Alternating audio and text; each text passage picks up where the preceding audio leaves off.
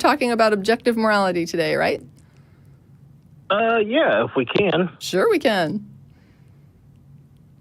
Yeah, so I just wanted to know, well, I assume you guys believe in or advocate for subjective morality. Is that true? For me, it depends on how you're defining it, right? Because I believe that we have moral tendencies that are not subjective, right? So in other words, if morality were 100% subjective, it would be nothing because there would be no metric. There'd be no way to measure it, right? But we have, for example, animal behavioral psychologists who measure for moral tendencies in other species, kind of saying, well, what other species exhibit any kinds of moral behaviors, like the capacity to deceive or the capacity to express guilt or the capacity to empathize. And so we have these metrics that as a social species we're capable of that I believe are objective, right? We're born, they're inborn. We didn't choose them. We didn't say, I'm going to go out and foster and develop empathy as an individual. It's part of our species, just like other social species exhibit in many ways.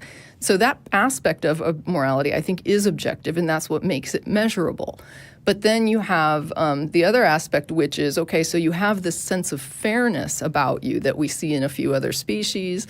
And so, but what does that mean when you ask an individual, is this particular interaction fair? Now you're going to get different answers, right? So now it starts to become a little more subjective because individuals start to put their experience to it and they start to say, well, in this case, I kind of see it from this angle and from that. But if I look at it this other way, I kind of see the other person's point. Or maybe I think the other person is just being completely unreasonable. But a lot of that is going to start coming down to individual experiences and how we assess particular interactions or, particular situations. So when you get into a situational framework, now you've got more subjective inputs coming into it. But I do think that there is an objective foundation for morality. Does that make sense? Wow. Yeah, okay. That was a lot. I like that. Oh, well, cool.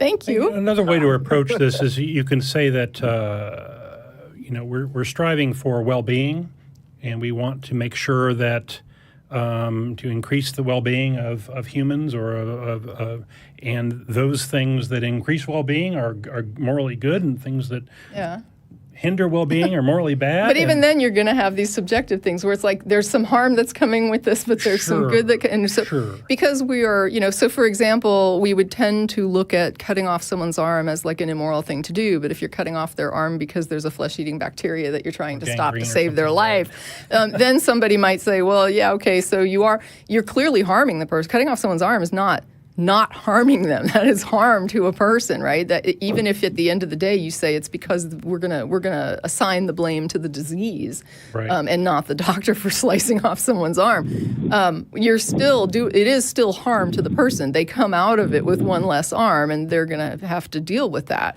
But at the same time, their life is saved, and I think people generally would understand. Okay, so you did this for some greater, thing, because we aren't.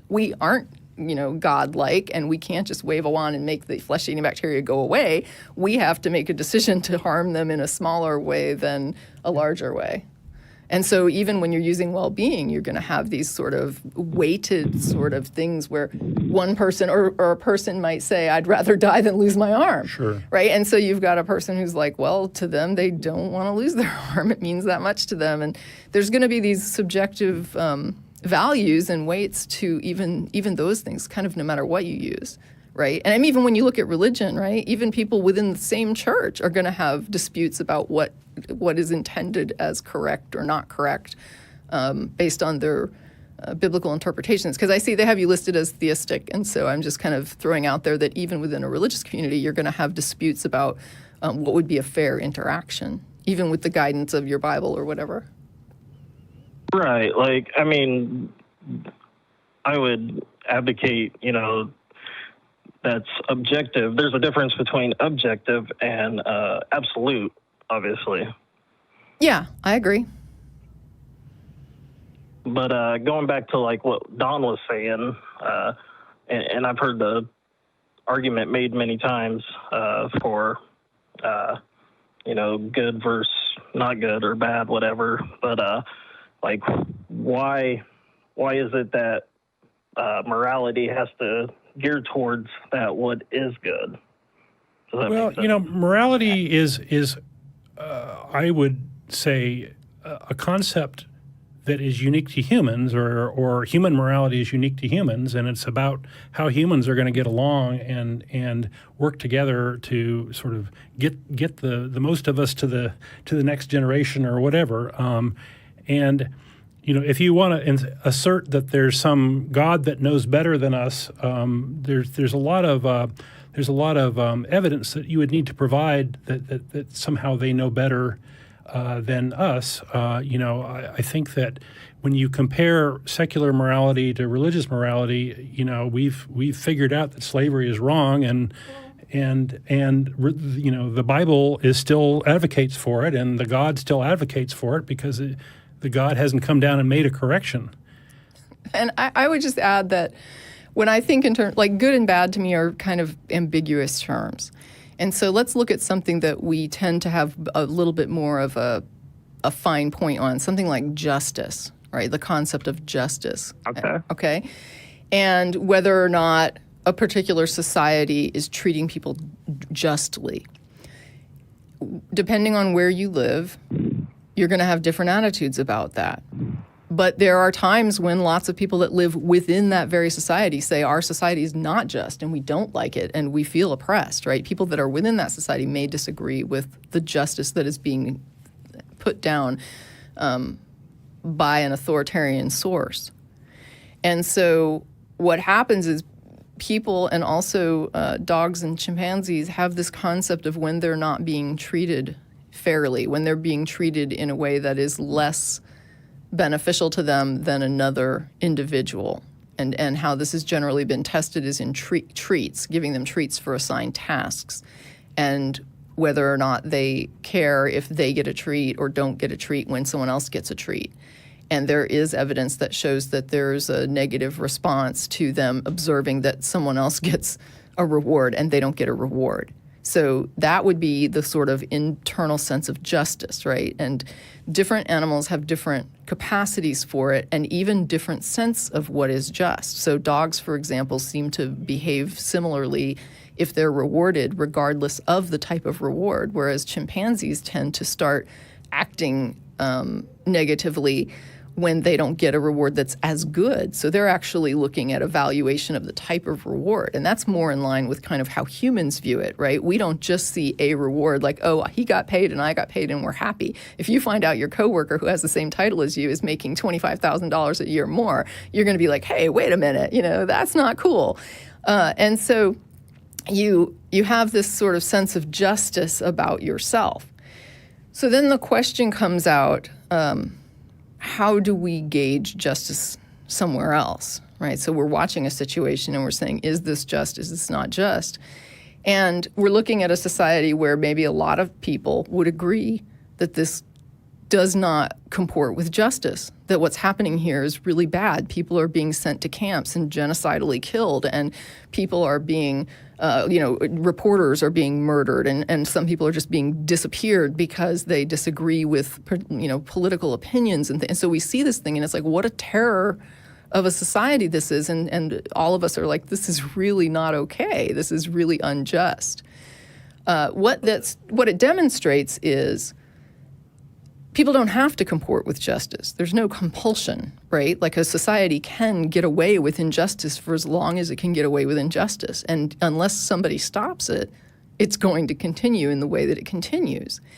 What you're kind of asking when you say, why does it have to be good, would be, why does it have to be just, right? So what is the impetus that would make us want to ensure justice for someone else?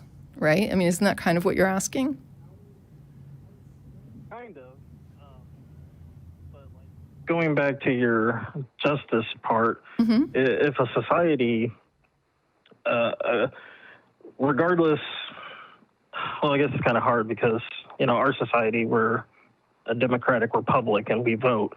But if we lived in a society that didn't have a vote, if something was happening, how can we ultimately say that what society X is doing over here on the right is wrong because our society here doesn't do that. Like, I mean, there has to be right. No, I agree. The metric should never be this is not how we do it, therefore it's wrong.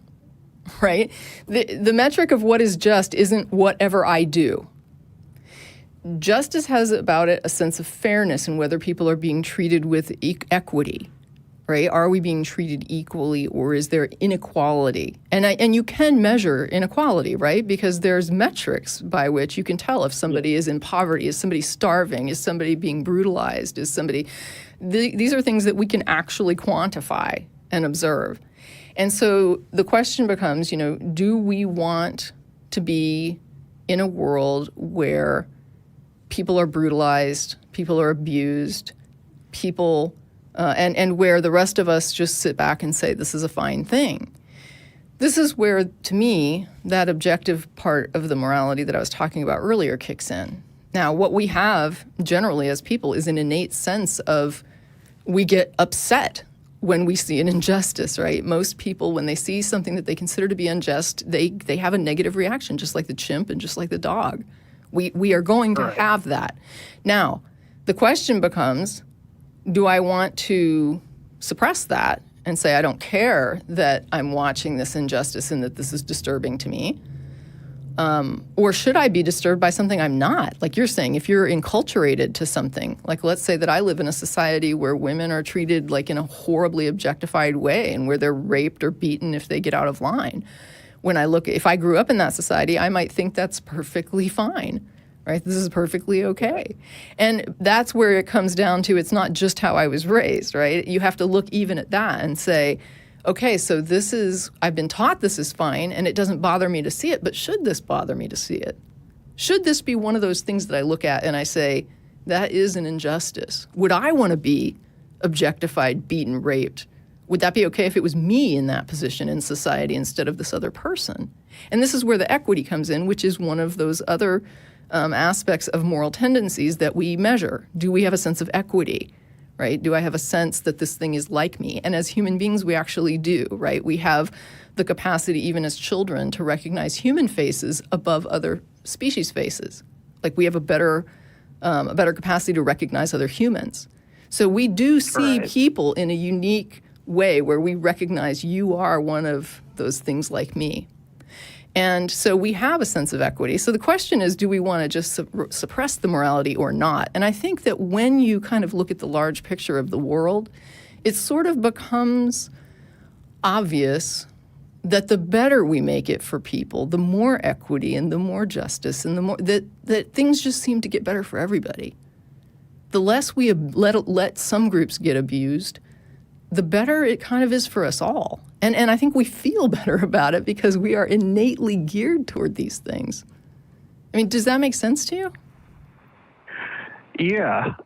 So with your last points on what you were talking about, like, should we solely base them on our own feelings, or should we have a set feeling, or is there something outside of both of that we should appeal to for? Yeah, I think that we do have an innate reaction to injustice, but the problem is that when you're raised in a situation where you're taught that this is just or this is okay to do to somebody else, you tend to not really all those empathetic things that you would normally feel toward that person can sort of be headed off in a way where you don't really care. Like that's why you had this huge genocidal issue in Germany in World War II, right? That's why you could kill all these people and brutalize all these people, because to some degree there were some people who simply were just like, oh, they're different than me. They're not the same. They didn't have that. They weren't using their sense of equity and their sense of empathy and that recognition. The first thing that goes in a war right. is you vilify your... As soon as you start to objectify people and dehumanize them, that to me is the first step toward atrocity. To me, that when I see an objectification or a dehumanization of some group, when I look at that, I think you have just crossed the line into horrible. Right. Yeah, I can agree with that, and I think too it kind of gets both deep and confusing, because I mean you can make the argument. Not that I am making the argument, but one can make the argument that, if we're using the Nazis for the death camps and the Jews, that they were appealing to emotion to okay their behavior. Yeah, they were getting people angry, but they weren't appealing to the moral tendencies, right? Anger is not a moral tendency. You might react angrily to seeing an injustice, but anger is not a moral tendency. The moral tendencies are those things that promote social cohesion and promote unity and bonding between individuals within a species. And so not all emotion is necessarily morally related, right? There are moral tendencies, and they will evoke certain feelings and reactions in people. But the feelings themselves that are secondary to those things that are innate to us, like empathy, equity, fairness, guilt, obligation. The moral tendencies are those aspects of the person that we experience that promote bonding, not that promote savagery. That would not be a defined as a moral tendency. Yeah, I mean, I agree with that, but I still think there's, and again, I'm not making the argument, but I think someone along the line could make the argument for, justifying that behavior, I guess. Well, sure, and they have. I mean, we've seen it. You're not simply being hypothetical. I mean, we watched it happen. And they did try to say that this was a moral thing to do. And I guess what I'm saying is that when we actually look at moral tendencies, right, and we look at this from a more evaluative standpoint, what we see is that it actually didn't comport with moral behavior toward other people, right? I mean, it was demonstrable that you can't be empathetic, and you can't, and I'm not even saying that I think what they did was more of an argument that we should be able to justifiably withhold moral behavior from this group. They weren't saying it necessarily. They might have labeled it in essence, that this was a good thing to do or the right thing to do. But what they were actually doing was saying, we think we have grounds to withhold moral behavior from a particular demographic. We don't have to be moral toward this group. We can abuse them. We can do all these things to them and treat them like non-humans because we don't have to look at them as human. And so first thing they did was sort of pull back all the morality from this particular demographic, and then they were able to do whatever they wanted to do to them. Right. But there still is something that's, even though that's what they're saying, that's what they're advocating for, there's still something outside of them that is the actual authority, even if they don't recognize it or not, right? I think what you're saying is this is your view, because that's not what I'm saying. I'm saying that ultimately they have some innate features that they can disregard or they can go with, and they have to make those choices. But when they make those choices, they have to deal with other people like Don and myself who are going to make the choice to try and stop them. Because we're not going to look at that and say, oh, yeah, this is fine that you're just gassing people to death by the millions. We're not going to look at it that way. And so they are going to have to deal with the reality of other human beings who are saying that you have to continue to apply morality to these people, that you can't just simply treat them in such an immoral way. Right. And I think you would get, Christians and other religious people to jump on that train with you. Oh, absolutely, yeah. I agree. That. Yeah, I agree. I think in the past Hopefully that's the been majority the of case. people, right? Yeah, I think generally, and see, that's the thing with me is I think generally people are going to go with their morality. I think there are very few Christians who are going to do something they believe is wrong because the Bible tells them so. They are sadly the most active, politically powerful Christians because other Christians tend to just sort of be a more liberal live and let live variety who are just trying to be good people and work in the soup kitchen and have the family to go to church and do the picnic afterwards. Right, and they rationalize the disconnect. That to me is like the average Christian. The average person going to church is not the person who's trying to shove their religion down someone else's throat. I think most people who are Christians are just living their lives and probably don't think twice except to go to church on Sunday and bring the kids for Bible school and cookies and whatever. Right, whatever, regardless if you're an atheist or a Christian or active in politics or not, I think, we're all trying to exert some kind of moral standard. Right. And I think it's important to note that when we talk about like these weird Christians that are all like, the anti-gay, anti-trans, like really, really hostile toward many different demographics, like anti-women's rights, like when you have that group of Christians, for example, what they've done is they've adopted an authoritarian sort of culture, right? Basically, there's this list of rules, and I must follow them regardless of how I feel about it or what I think is right. I just have to do what I'm told here. And that's kind of what a lot of people said during Nuremberg, right? I was just doing what I was told. And Right. so you have this idea of this authoritarian sort of dictate and mandate for here are the rules. And once you start telling people to do that, what you're actually doing is saying, don't use your moral judgment, ignore your moral tendencies, and follow this list of rules. And I think that's kind of, even though there is some risk involved with just letting people, follow their innate morality and try to do what's best, I think there's a greater risk involved of making that sort of hard and fast list of rules and saying you just simply follow the rules and it doesn't, the outcomes are irrelevant. And well, if you study the development of moral tendencies, there is a sort of a phase that kids go through that's very rules based because they don't. Sure, black and white thinking. The whole Right. idea of working out conflicting issues and challenges based on values and these sorts of things, that's actually very hard work. And it's much easier to have a set of rules. It's like, oh, this is situation A, I'm going to follow the rule.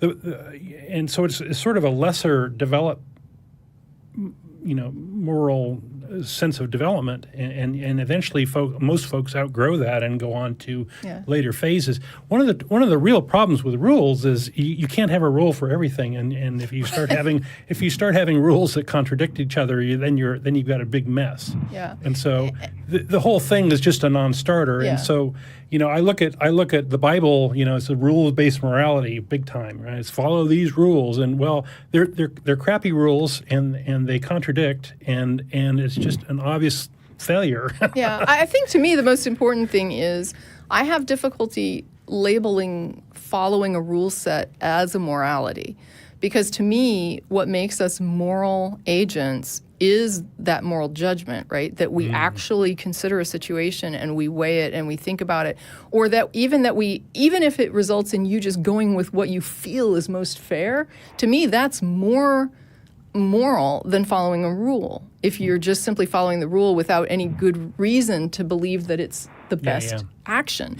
So when people talk about like a rules-based morality, like what Don was talking about, I look at that and I tend to think of it more as an ethic, right? So there's this ethic that says, is this a right action? Well, is it defined in the rules as this? Yes, then it's a right action. That's an ethic that appeals to like a list of rules. Basically, does it conform to the rules? If yes, then it's the right action. Yeah. It's fine for robots. Well, and it's also fine in business, for example, right? So you have business ethics where you have things that can change. A business ethic doesn't necessarily mean that it's like a moral or right thing to do. So like in real estate, for example, they have like this rule that if you're working with a real estate agent, you're not allowed to solicit other agents while you're under contract with that original agent. Right, now, right. there are some people who want to get a realtor and they're like, why shouldn't I be able to shop it? Like I could shop other things. If I wanted a plumber, I could go and get other plumber. And if the board of realtors said tomorrow, we're changing that rule and we're going to let clients go out and solicit realtor, then that would be the new rule. It's not right or wrong. It's an ethic. Right? So it just has to do with these are our particular rules and standards. This is what we use. This is our philosophy of why we use them. And sometimes we rewrite the rules or we adjust the rules to, and it doesn't mean that the prior rules were bad or that these are good. Or it's just an ethic. There is no good or bad about it. It's an ethic. And when you're just simply, when somebody asks you, is this okay? And you run to the book and you look it up, you're not being moral. You might be being ethical, right? Like you're basing it on an ethic. And so I don't tend to look at that sort of rules-based, quote, morality as any morality at all, because if you're not exercising moral judgment, if you're not being a moral agent, I don't know how you can say that what you're doing is even related to morality. Right. Like, I would say when it comes to morality, to morals, you often hear, especially from the atheist onto the Christian, don't legislate your morality, but in all actuality, we're all trying to legislate morality. It's just what morality is the right one and which is the set standard. Yeah, my thinking about legislation is generally that we're not legislating morality, but no laws should ever be immoral. Right? We should never pass immoral legislation that is like harmful to people or that does harm or that allows massive harm to people.